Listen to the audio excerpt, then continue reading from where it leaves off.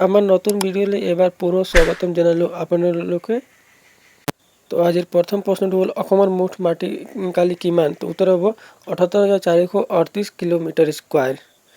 অসম সাহিত্য সভাৰ প্ৰথম সভাপতি কোন? তো উত্তৰ হ'ব পদ্মনাথ গোহাঁই বৰুৱা। ১২৩৮ চনত অসমৰ ৰাজধানী কোন আছিল? তো উত্তৰ হ'ব চৰাইদেউ। ভাৰতৰ হোমাৰ বুলি কাক কোৱা হয়?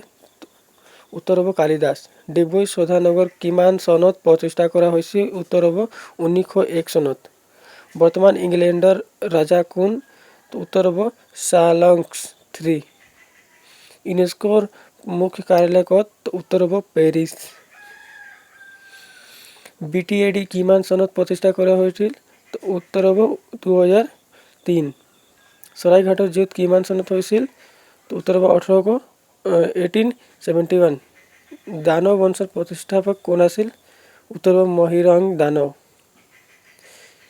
মীৰাবাই চানু কি খেলৰ লগত জড়িত? উত্তৰ হ'ব ভাৰো-উলান।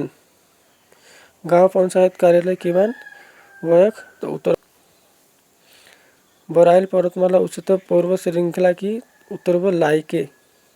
ফিফা বিশ্বকাপ 2022 ক'ত হৈছিল? এইটো হ'ব উত্তৰ কাটাৰ।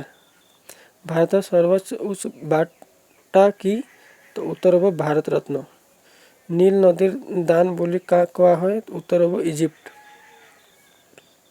কৰম পূজা কোন জনগোষ্ঠীসকলে পূজা? এইটো হ'ব চাহ জনগোষ্ঠীসকলৰ পূজা হয়। নীতি আয়োগ অধ্যক্ষ কোন? উত্তৰ হ'ব প্ৰধানমন্ত্ৰী।